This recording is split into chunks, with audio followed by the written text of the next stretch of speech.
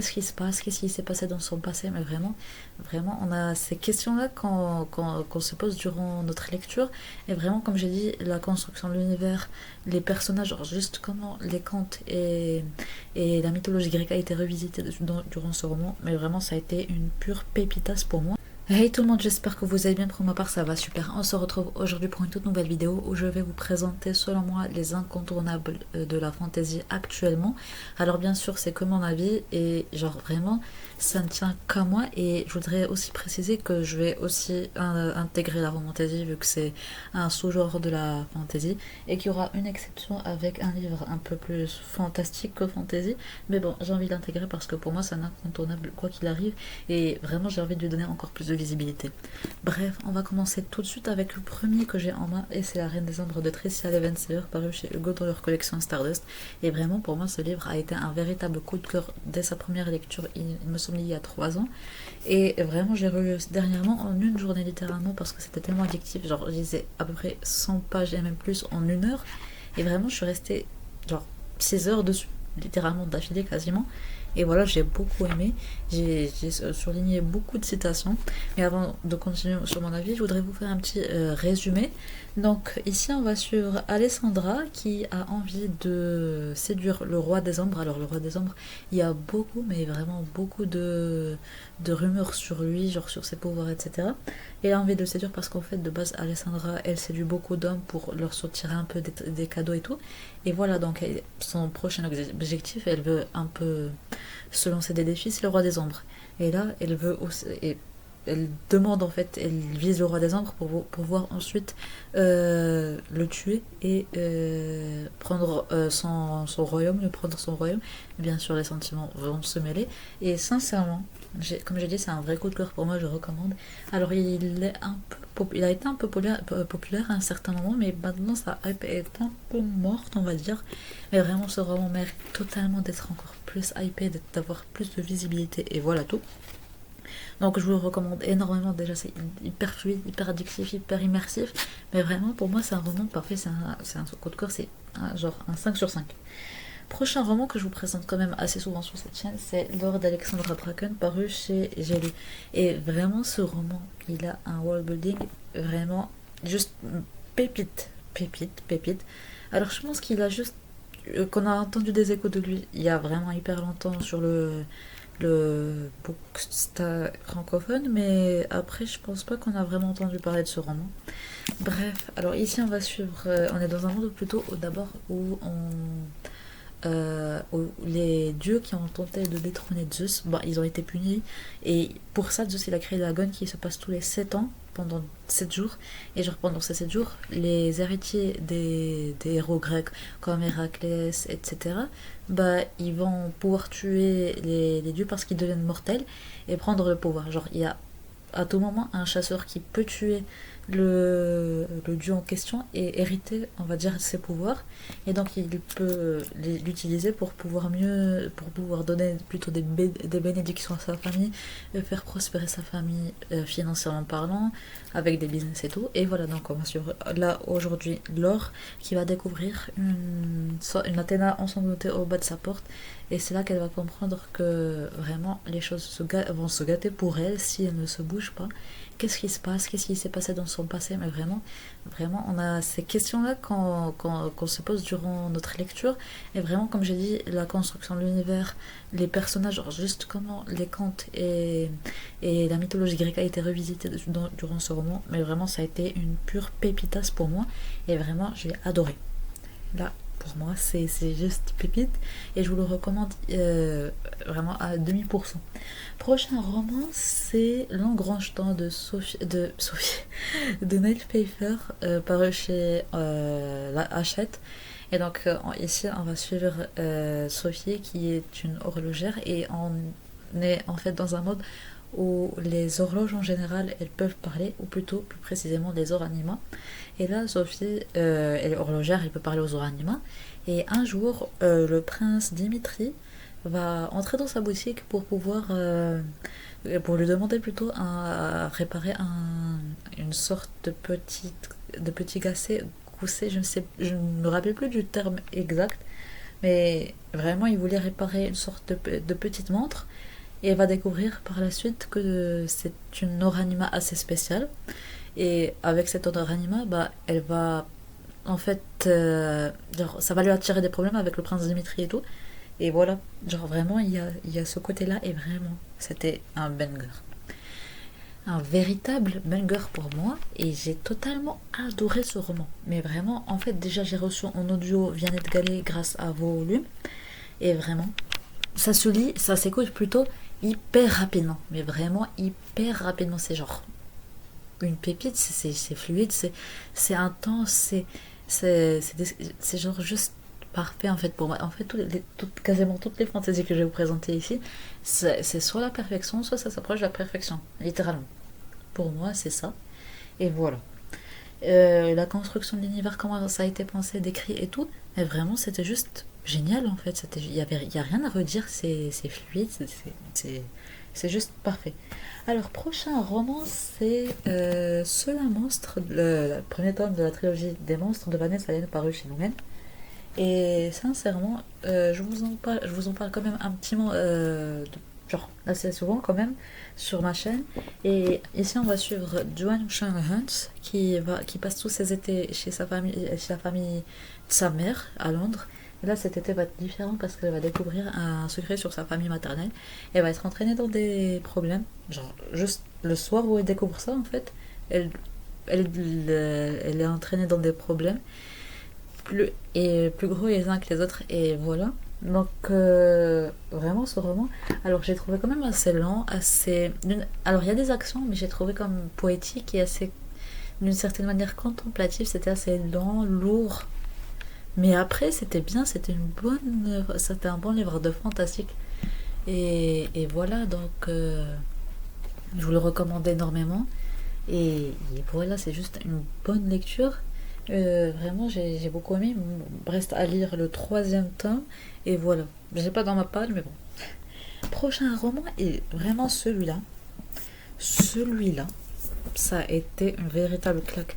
Alors au début, je me disais, j'ai aimé. Ça va être cool. Mais après, quand j'ai commencé à lire, je me suis dit, ça va être une excellente lecture, sans faute. Genre, il y avait juste un manque de profondeur que j'ai beaucoup ressenti, un manque d'attachement envers les personnages. Mais après, c'était hyper bien, c'était génial. Et voilà. Donc, ce livre, c'est Sorcière d'or de Sian Smart, paru chez De Saxus. Et ici, on va suivre. Donc, déjà de base, on est dans un monde inspiré du folklore jamaïcain. Donc, on a deux ordres, les Obéas et les. Attendez. D'autres. L'autre. Attendez. Je cherche parce que je ne me souviens plus. Des Alumbrars. On a les ordres des Obéas et des Alumbrars. Donc les Obéas, elles régnaient, et voilà, tranquille, basta.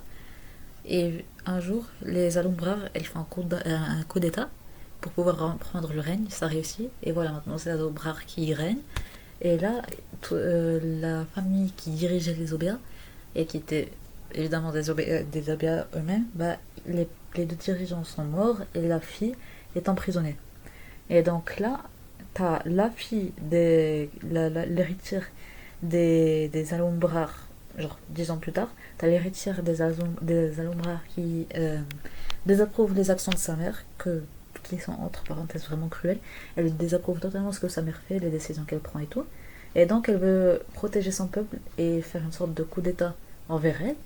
Et d'un autre côté, on a la fille Obéa, qui, entre parenthèses, est aussi l'héritière des Obéas. Bah, elle veut se venger elle aussi de la mort de ses parents et tout. Elle veut venger aussi son peuple. Donc là, on va suivre leur cheminement et tout. Mais vraiment, ce roman, les plot twists, ils sont pas si dingues que ça, mais quand il réfléchit bien, c'était bien préparé, c'était bien pensé. En fait, c'était logique aussi. C'était des plot twists logiques. Et puis, c'est une dark fantasy. Pour moi, je le considère comme assez dark parce que vraiment, ce qui s'y passait, c'est. T'as pas, j'ai l'impression que quand même t'as de la violence, mais pas autant à ce à quoi je m'attendais. Mais vraiment, c'est dark dans le sens, les personnages ils sont pas, ils sont pas bien, ce sont pas des héros. Ils pensent pas forcément, ils pensent un peu au bien de leur peuple et tout. Mais je sais pas comment vous l'expliquer, mais c'est quand même dark. C'est pas, Ils sont pas des héros à 100%. C'est plutôt des persos morally grey. Sincèrement, vraiment, je les ai trouvés comme ça. Et je les ai adorés aussi par la mécanique de l'histoire, la magie et tout, le système de magie, la construction des personnages, c'est vraiment hyper complexe. Leur évolution aussi, on se dit comment ça. Genre, vraiment, ça partait d'une idée quand même assez cliché de des personnages. En fait, on avait une idée, on avait une construction de personnages au début quand même assez cliché. On se disait, moi je me disais, ok, ça va se passer comme ça, mais bon, ça reste quand même une bonne histoire, une bonne construction d'histoire, une bonne psychologie en fait. Mais après, je me dis, attends, elle va vraiment changer.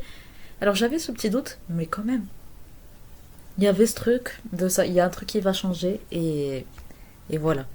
Vraiment, je vous recommande ce roman. En plus, on en apprend plus et tout. Et vraiment, j'ai adoré. J'ai adoré. Et comme j'ai dit au début, il y a un certain manque de profondeur, mais après ça va.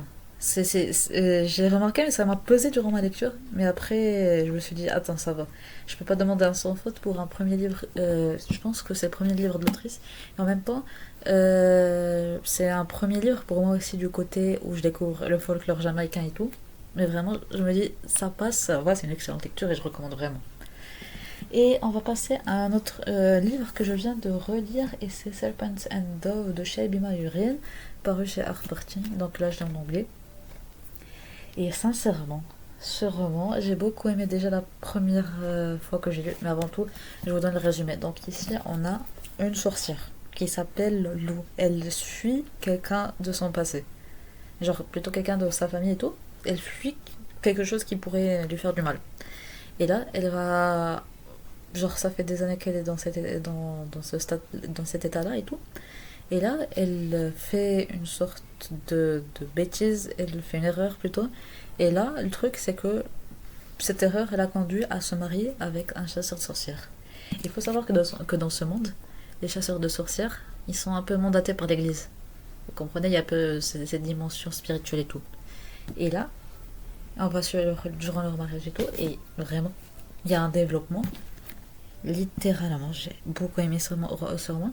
Et je tiens à préciser que quand même il y avait que l'univers est plutôt genre vraiment l'univers un peu spirituel et tout. J'ai beaucoup aimé, mais le truc c'est qu'il y avait quand même beaucoup de misogynie envers les femmes. Vraiment, c'est un monde vraiment plein de misogynie.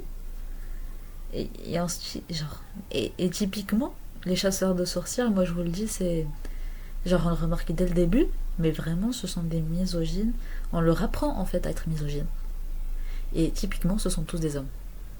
Genre, je sais pas si c'est voulu par l'autrice ou pas, mais ce sont tous des hommes qui sont misogynes envers les femmes. Et ça m'a un peu quand même, je me suis dit, attends, c'est ce que, genre, vraiment, je me dis, au fait, que quand même, il y a une certaine logique, vu que jusqu'à. Genre, j'ai pas envie de dévoiler l'histoire, mais genre, pour expliquer ma pensée, il faut que je dévoile l'histoire, j'ai pas envie de spoiler. Bon, je m'arrête là du côté de la misogynie, et vraiment, il y a aussi ce développement par rapport à Lou et à Red, qui est le chasseur de sorcières avec qui elle se marie. Et donc, il y a un peu ce développement, en fait. Lou fait ouvrir les yeux à Red sur le monde des sorcières et tout. Et elle essaie de lui faire comprendre que les sorcières, elles sont pas si mauvaises que ça, etc. etc. Genre, la mécanique habituelle. Et vraiment, j'ai beaucoup aimé la plume de l'autrice, le développement des personnages, comme je dis, la psychologie. Et l'histoire aussi, elle est assez prenante. J'ai beaucoup aimé et je vous recommande énormément. Et voilà.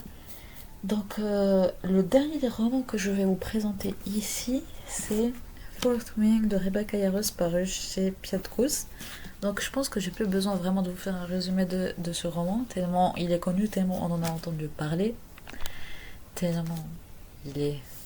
Genre, vraiment, j'ai l'impression que c'est le Saint Graal des réseaux littéraires actuellement, avec Sarah J. Maas et compagnie. Même si je désapprouve pour Sarah J. Maas. Bref, alors ce roman, je pense que ça a été vraiment une bonne lecture, dans le sens où, je vous explique. Euh, J'avais l'impression que par moments il y avait des moments où j'étais pas si, genre, j'étais pas prise dans l'histoire et après j'étais prise, genre, c'était des intervalles en mode, je suis dans l'histoire, je suis pas dans l'histoire, je suis dans l'histoire, je suis pas dans l'histoire. C'est comme si je me détache, il y avait un mode on, off, que l'autrice appuie dessus à chaque fois. Genre, au niveau du fait que j'aime l'histoire ou pas, que je suis attachée ou pas, que je trouve ça bien ou pas. Et ça, c'était durant tout le roman. Je pense que ça a cassé. J'ai fait une première lecture, ça m'est arrivé durant ma première lecture. Et d'ailleurs, si ça vous intéresse, vous pouvez aller voir le vlog que j'ai fait dessus. J'en ai fait un vlog sur Florine parce que j'en avais tellement entendu parler, j'ai voulu en faire un vlog. Bref, vraiment, j'ai fait ma relecture dernièrement, non, pas dernièrement, fin d'année dernière, je crois, pour faire une analyse vidéo, une analyse littéraire. J'attends juste que la sortie du tome 4 se rapproche, parce que j'avais fait aussi un résumé spoilant pour que ça serve à des gens, juste avant de la sortie. Et voilà. Et donc, vraiment, ça s'est passé sur mes deux lectures de ce roman. Et je trouve ça intriguant de voir que j'ai eu quand même grosso modo le même avis sur mes deux lectures. Et voilà, donc j'ai bien aimé, la plume était fluide, c'était facile, la construction de l'univers, c'était bien fait.